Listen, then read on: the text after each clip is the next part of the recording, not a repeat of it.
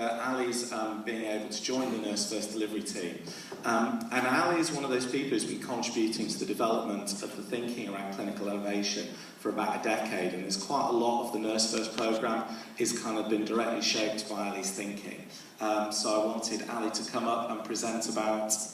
Do you know, I'm never entirely sure what Ali is about to present about. I think that was the water. Okay, Dave will be a bit amazed by this because for the first time ever I've got notes. And really I started this presentation thinking, what do I want to talk about to this group? And I'm probably mostly addressing the participants that I've been meeting over the last months, who have inspired me. I'm sure they've inspired Dave and the rest of the team. And one of the things I thought about was the journey that they've gone on, which they have. It's quite obvious when we look at them, the kind of things that have happened to them. And yesterday, everyone presented their project, and it was really quite amazing to see how much creativity was in the room, how much passion for nursing, passion for healthcare, passion for being a dietitian and an OT and a speech therapist. There were all sorts of people who were all passionate about making a difference, making things matter and change. And when I was looking at this, I thought about some of the great stories of our times. And as Dave knows, I'm a bit of a fanatic when it comes to exploration. That's kind of one of the things that I get a bit obsessed with. And I got so obsessed doing this presentation over Everest that my children would come into my bedroom and go, "Oh my God, are you looking at pictures of Everest again? Mum, stop it, you're getting a bit miserable." Because there are quite a lot of serious and sad facts about Everest, as well as nice, happy ones. But I started off from the point of view that everyone has an Everest. Now, somebody joked with me today about the fact that my garden must be bigger than most, but actually it's not about that. It's about the things we aspire to, the stuff we really want to do, that may seem, when we start off, to be completely unobtainable, but it's not, as the participants will show you later.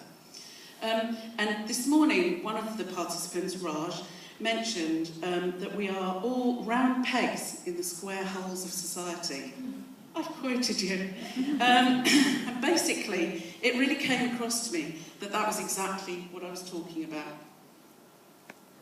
So there it is. My favourite mountain at the moment, Everest. It's 29,029 feet, 8,848 metres. And at the top there's an area which my kids also laughed at me about because I kept going on about it, the death zone. And in the death zone, there's so little air that it's very, very difficult to breathe. And if you stay up there for too long, you will die. It's called, I have to ask my, Chomolungma by the Tibetans. And most of the names that are given to it are about the mother of mountains. And there's a lot of superstition and myth around Everest, that it is a great mother, which was another reason I quite liked it. It was first climbed in May 1953, 60 years ago, as we probably all know, by Hillary and Tenzing, Sherpa Tenzing and Edmund Hillary there. And it looks, in most of the pictures, as though they did it on their own, but they didn't. They did it with a lot of help, and their actual expedition was the first one ever to have a really big scientific background. And they had a fantastic guy helping them called Pugh, who was a physiologist. And he basically looked at a whole load of new kit and what the diet was for people climbing to that kind of altitude, what they ought to drink, what they ought to eat, and also their clothes. And then he started something he called acclimatization, where you had to stay at certain altitudes for certain lengths of time in order to move on to the next one.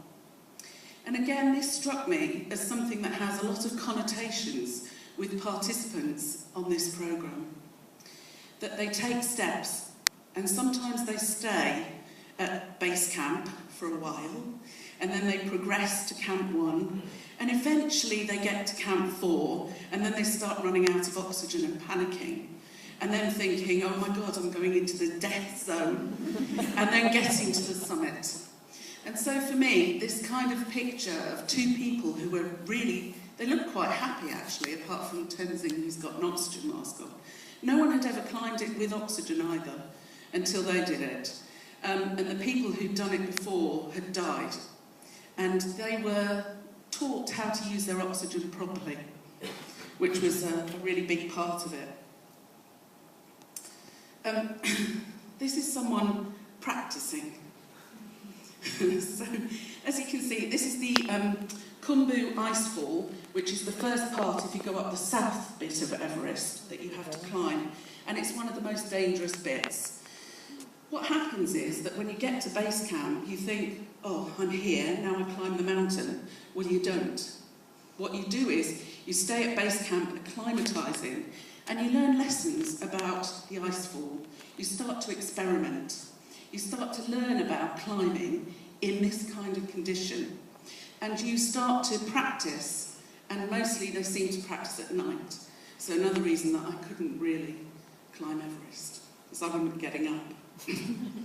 So they kind of think about getting fit, and if you look at the fitness programs, there are actually some fantastic internet sites that have fitness programs for Everest, and they sort of tell you how to do it. And it's about climbing a small mountain and a bigger mountain and a bigger mountain, and then you get to Everest, which is the biggest. And again, that to me struck lots of notes with people on this program, that they often start off with a good idea, and a lot of the time I can see it scaling. And as Chris was just saying, you start off thinking, I can do this, but you end up thinking, actually, I can do this. The other thing that people have to do is tons of these medical tests, and they have blood taken regularly. They have to do breathing machine tests, look at their lung capacity and their oxygen, assess their mental and physical strength, and look at how fit they are, and whether they're actually going to be able to climb the mountain. Because some people can't take the altitude, so they get up to high altitude and they just can't cope at all. So you might set out thinking you can do it, but you end up not being able to, which must be horrendous. This is the Khumbu Icefall. The first thing that happens with Everest at the beginning of the climbing season is that the Sherpas go ahead and they lay out the aluminium ladders, which are across crevasses you can't see to the bottom of. You have to climb it at night, because if you climb it during the day, the temperature heats up and the ice moves. The climbers actually say you have to climb it at night, because if you could see, you wouldn't do it. And I think from that perspective, sometimes we have people who have gone ahead of us who are actually laying the path.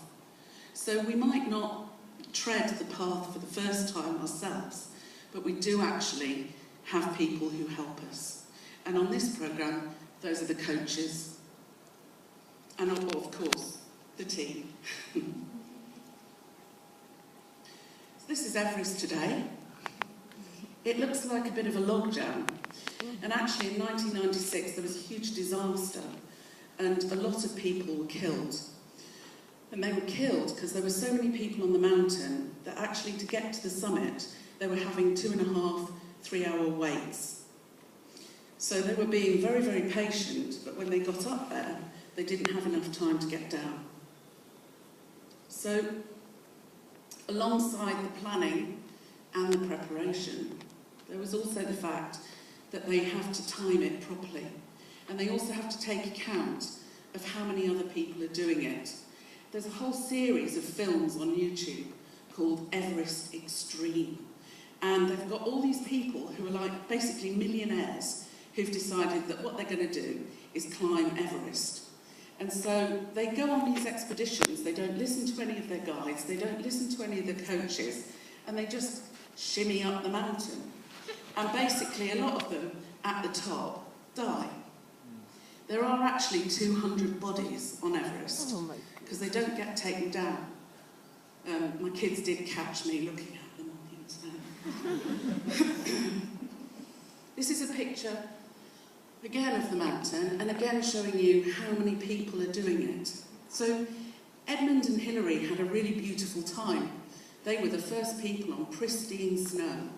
And now, in, I think, May 2010, 163 people climbed that summit in one day. So if you imagine that, I think when I think about Everest, I always think a few people are there. And I look at that and just think, that's like Blackpool Beach. It doesn't strike me as something you do on your own. And that is a bit about scaling up ideas, something that you do with other people. I have to look at my notes now, because I think in a minute I've got to talk about lots of different people. This is one of the Sherpas, and until recently, you could just leave all your rubbish on that mountain. So alongside all the climbers, there's also, and the bodies, there's also a lot of rubbish now. And it doesn't make very attractive viewing, actually. Some of the pictures of base camp just look like some landfill site. It's really quite horrendous. Nepal have now started saying that if you climb the mountain and you don't take your rubbish home, they will actually fine you. But that's only happened in the last few years. Until then, people weren't really caring for the mountain. And I think that it was brought home to me that all these people do it now without care, and that it's very important to have a care for your environment, for the landscape, for where you are as well. This lady here is called Chumira, and she climbed Everest twice in 1 week. She was the first woman to do so. And the really amazing thing about Everest is the records that are on there. This year in May, the oldest person ever to climb Everest was 80 and climbed Everest. We've had a lot of amputees climb Everest. We've had a blind climber called Eric Weinemeyer. We've had the youngest climber ever was someone called Jordan Romero, who was 13. So the oldest is 80, the youngest is 13. We've got, let me see, one descent by ski. And all in all, although that looks like an adventure paradise, there are still 4.3 fatalities per 100 climbs. So it's not a walk in the park. What goes up must come down. This is Valery Rotsov jumping off the North Face, as you do. And he basically was the first person to base jump off Everest this May. Another one of those Red Bull people, who I just think Red Bull have done such a great job with their publicity now, because they've got him jumping off Everest, and they've got, I've forgotten his name, the chap that went from the highest point. Sorry? Felix Baumgartner. Thank you, Holly. Felix Baumgartner, indeed. And so these kind of daredevil feats happen as well. So from those two climbers, Hilary and Tenzing, who were doing something extraordinary no one had ever done before, we've got a whole set of adventurers. We've got queues up the mountain. We've got people doing all sorts of daring things and going on to prove that you can go down on skis, you can jump off it, you can just go up it if you're blind, you can go up it if you're a bilateral amputee, you can go up it if you're 80, and you can go up it if you're 13. And that is a kind of scalable innovation. And I'm finishing off with my personal Everest. This is me in that party, strangely. Over 5 years ago, climbing a mountain called Triglav in Slovenia. And you had to stay on the mountain overnight. It was a great big expedition. You had to stay on the mountain overnight, and then you came down all the way the next day. But you went up to the summit in the dark, and I remember getting up to the summit, and the clouds were still on the bottom of the valley, so all you could see were peaks. And actually, at the top, there was a choir who went up there once a year, singing Edelweiss. It was kind of So all the mountains I've ever been up, Ben Nevis is the same. There's always been something extraordinary. When I went up Ben Nevis, there was someone doing a striptease on the top. I just think, people do extraordinary things when they get to the top of a mountain. But Edelweiss was very beautiful. It was a cappella, and it was a 50-strong choir, all on the top. And I didn't think I could do that. I really didn't. When I got up to the top, I was more relieved, I think, than anything else, apart from thinking, why can't I base jump? Because I would have liked not to have to go down. But I think that we all can. And I don't want to quote Obama, but I'm going to. Yes, we can, is something that I think everybody on this programme has proved. So thank you very much, all of you. Oh, how Okay. lovely. Thank you.